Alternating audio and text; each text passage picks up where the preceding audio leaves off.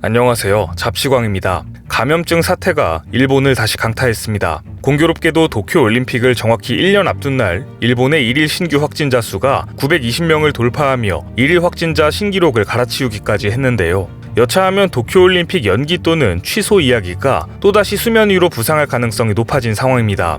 NHK에 따르면 23일 일본의 누적 확진자는 크루즈선 다이아몬드 프린세스 탑승자를 포함해 28,902명으로 늘었습니다. 이날 도쿄도에서는 366명의 확진자가 새로 확인됐는데 도쿄도에서 하루 확진자가 300명을 넘어선 것은 처음 있는 일입니다. 아이러니하게도 이날은 도쿄올림픽 D-Day 1년이 되는 날이었습니다. 고이케 유리코 도쿄도 지사는 이날 내년 7월 23일로 개막일이 1년 연기된 도쿄올림픽을 두고 최대 포인트는 코로나 대책이라고 밝히기도 했습니다. 이렇듯 중차대한 시기임에도 일본 정부는 여전히 그 심각성을 인지하지 않고 있습니다. 1000명이 가까운 신규 확진자가 나올 정도로 상황이 좋지 않지만 일본 정부는 여행비를 지원해주는 고투 트래블에 이어 이번에는 고투 잇이라는 외식을 장려하는 사업도 시작하기로 결정했기 때문입니다. 아이러니하게도 이 고투 트래블 캠페인을 시작한 첫날이었던 22일에는 감염병 확진자가 최대로 발생하기까지 했습니다. 이런 가운데 정부의 혼선도 빚어졌습니다. 재확산 우려에도 고투 트래블을 강행한 일본 정부가 시행 하루 전까지 요금과 관련된 기본적인 사항을 가지고 오락가락하는 모습을 보이며 혼란을 가중시켰습니다. 도쿄도에서 신규 확진자가 급증하자 아카바 가지요시 국토교통상은 도쿄도 출발과 도착을 고투 트래블 지원 대상에서 제외하고 취소 수수료는 개인 부담한다고 했다가 며칠 뒤 다시 고투 트래블에 관한 취소 수수료를 내지 않아도 된다고 말을 바꿨기 때문입니다. 뿐만 아니라 이제는 정부뿐만 아니라 민간에서도 혼돈을 키우고 있습니다. 확산세가 수그러들지 않고 있는 일본에서 이를 이용한 사기가 기승을 부리고 있다는 소식입니다. 아사히 신문에 따르면 감염증 사태에 편승한 사기 사건이 3월 초 이후 일본 전국에서 88건이 확인된 것으로 나타났습니다. 확인된 피해액만 약 8,395만 엔으로 우리 돈 약 9억 원에 이릅니다. 감염병을 가지고 어떤 사기를 치나 의아해하실 분들이 많으실 텐데요. 감염증 사태 이후 일본 정부가 국민들에게 지급하고 있는 급부금이나 지원금을 빙자한 사기가 주를 이뤘습니다. 앞서 일본 정부는 최근 사태 이후 모든 국민들에게 한 명당 10만 엔을 지급하는 특별 정액 급부금을 비롯해 다양한 형태의 지원금을 지급했었습니다. 감염병 사기는 일본의 41개 도도부현 중 절반에 이르는 20개 도도부현에서 확인됐습니다. 이 가운데 가짜 전화나 문자 메시지를 이용한 사기가 41건으로 전체 코로나 사기의 절반에 육박하는 것으로 파악됐습니다. 이런 형태의 사기에 의한 피해액은 7,258만 엔으로 집계됐습니다.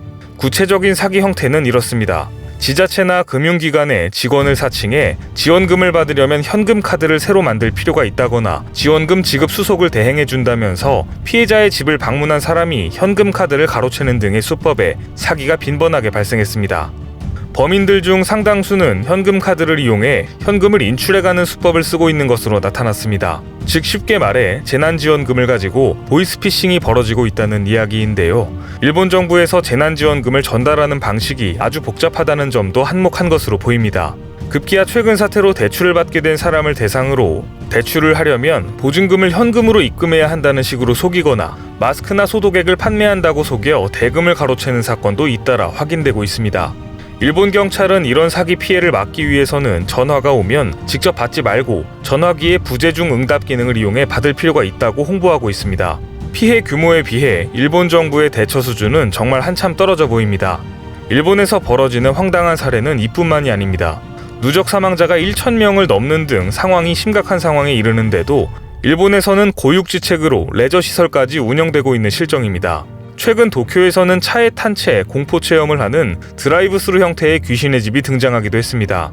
귀신으로 분장한 연기자들이 직접 관객을 맞았던 과거와 달리 주차된 차에 관객이 탑승을 하면 귀신들이 차량을 흔들어대며 공포 분위기를 조성하는 형태입니다. 인기는 높은 것으로 확인됩니다. 이달 4일 시작하자마자 신청자가 몰려 7월 예약이 이미 끝났다고 합니다. 일본의 한 놀이동산은 감염을 막겠다며 롤러코스터 탑승 시 비명 금지 지침을 내려 전 세계에 웃음을 사기도 했습니다. 일본의 대표적인 실내 스포츠인 스모도 6개월 만에 다시 관중을 받아들였습니다. 관객석 사이를 띄우는 등 나름의 대책을 세웠지만 팬들조차 걱정이 앞서는 분위기입니다. 입장객 허용이나 여행 캠페인 등 경제 정상화에만 맞춰진 아베 총리의 대책에 대해 일본 시민의 3분의 2가 문제가 있다고 지적했지만 아베 정부는 인정하고 싶지 않은 모양새입니다. 반면 세계 곳곳에서 2차 확산의 조짐이 보이자 한국의 대처는 또다시 국제사회로부터 인정받기 시작했습니다. 한국의 방역용 소재가 이번엔 아메리카 대륙 전역으로 확대된다는 반가운 소식입니다. SK케미칼은 안면 보호대, 투명 방역창 등 의료 현장에서 개인 보호 장비 공급 부족을 겪고 있는 중남미 지역에 방역용 투명 소재 스카이그린 공급을 확대하고 있다고 최근 밝혔습니다. 이번에 공급이 확대되는 나라는 멕시코와 콜롬비아입니다.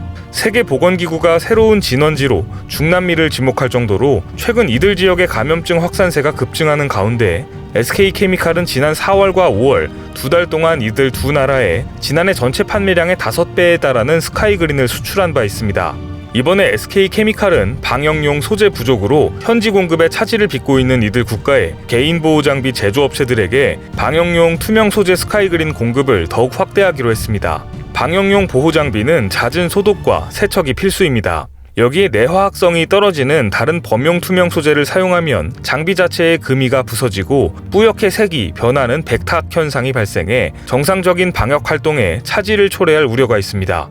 그런데 SK케미칼은 이 같은 기술을 2000년 세계에서 두 번째로 상업화에 성공했는데요. 스카이그린은 유리와 같은 투명성과 최고 수준의 내화학성을 바탕으로 방역용 개인 보호 장비인 안면보호대와 투명 방역창에 가장 적합한 소재라는 평을 받고 있습니다. 실제로 스카이그린은 미국 식품의약국, 유럽 식품안정청, 일본 위생수지협의회 등 세계 3대 안전인증을 받은 바 있습니다. 또 비스페놀 A 검출 우려가 없는 것도 장점으로 꼽힙니다. 이런 안전성과 내화학성을 바탕으로 존슨앤존슨, 에스티로더, 로레알 등 세계 10대 화장품 브랜드들이 이미 SK케미칼의 PETG를 자사의 명품 화장품 용기에 적용하고 있습니다. 스카이그린의 미주 지역 수출은 4월부터 전년 동기 대비 약 200%의 증가세를 기록하고 있습니다. 이번 중남미 수출로 아메리카 대륙 전체의 연간 수출량은 더욱 증가하며 한국의 우수한 기술력을 알리는 대표적인 사례가 될 것으로 예상됩니다. 뿐만 아니라 감염병의 혼란 속에서도 한국의 정보통신 기술력이 국제적으로 인정을 받았습니다. 아시아 태평양 지역 경제협력 증대를 위한 영내 정상들의 협의기구인 APEC에서 한국이 주도한 감염증 대응 ICT 협력 촉진 방안이 공식 채택됐기 때문입니다. 과학기술정보통신부에 따르면 한국은 APEC 정보통신 작업반에서 의장 경제체제로서 이니셔티브 마련을 주도한 것으로 전해졌습니다. 이번에 한국은 미국, 중국, 일본, 호주 등 21개 회원 경제의 최종 문안에 합의를 끌어냈습니다. 이 이니셔티브는 최근 위기와 향후 글로벌 도전 과제의 협력 대응을 위해 데이터 기반 정책, ICT 신기술 활용을 통한 디지털 솔루션 마련, 사회적 합의와 신뢰를 강조했습니다.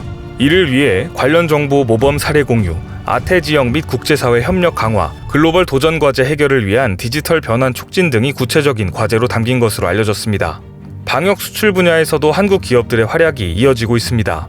올해 상반기 중소기업의 한국산 방역 물품 수출이 급증해 한국 기술의 우수성이 널리 전파된 것으로 보입니다. 중소벤처기업부의 2020년 상반기 및 2, 4분기 중소기업 수출 동향에 따르면 진단키트, 의료용 방진복 장갑, 손소독제 등 한국의 방역 물품 수출이 전년 대비 350%나 급증한 11억 8천만 달러를 기록한 것으로 집계됐습니다. 특히 진단키트는 149개 국가에 5억 2천만 달러를 수출해 지난해 같은 기간보다 1130%나 급증했습니다. 한국산 진단키트를 가장 많이 수입한 국가는 브라질로 전체 수출 금액의 13.5%를 차지했으며 이어 미국, 이탈리아, 인도 순으로 많았습니다. 또 디지털 장비 ICT 인프라 및 가전제품을 비롯한 홈코노미 관련 품목도 지난해 대비 35.2% 증가한 28억 3천만 달러를 수출한 것으로 파악됐습니다.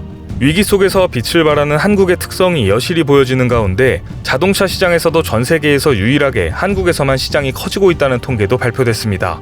국내 자동차 시장 규모가 전 세계 12위에서 올해 상반기 6위로 껑충 뛰어올랐습니다. 한국 자동차입니다. 길어지는 감염병 사태 속에 한국과 일본은 흙과 백처럼 완전히 상반된 분위기를 보이고 있는데요. 이러한 혼란이 끝나는 시점에 한국과 일본은 각각 어떠한 최종 성적표를 받게 될지 관심있게 지켜봐야 할 것 같습니다. 오늘 준비한 소식은 여기까지입니다. 댓글을 통한 여러분들의 많은 의견 기다리겠습니다. 많은 분들의 생각이 모였을 때 진정 가치 있는 지식이 완성될 것입니다. 시청해주셔서 감사합니다.